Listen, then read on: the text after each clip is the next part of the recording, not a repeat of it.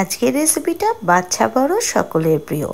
পাউরুটি আর দুধের স্বর চিনি দিয়ে খেতে কে না ভালোবাসে। কর্নফ্লাওয়ার 2 চামচ দুধ দিয়ে গুলে সরিয়ে রাখলাম।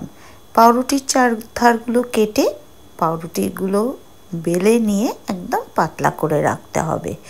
তারপর এর মধ্যে চারপাশে কর্নফ্লাওয়ারের গোলাটা একটুখানি দিয়ে ভেতরে দিয়ে দিতে হবে বেশ কিছুটা দুধের স্বর আর চিনি।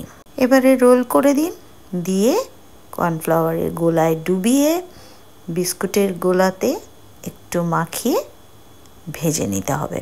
ভাজার সময় আঁচ কমিয়ে একদম মচমচে লাল লাল করে ভেজে নিতে হবে। অবশ্যই ঝটপট একদিন বানিয়ে নিন, কারণ খুব বেশি উপকরণের এখানে প্রয়োজন নেই। আর পরিবেশনের সময় অবশ্যই উপর থেকে একটু দুধের স্বর আর চিনি দিয়ে পরিবেশন করুন।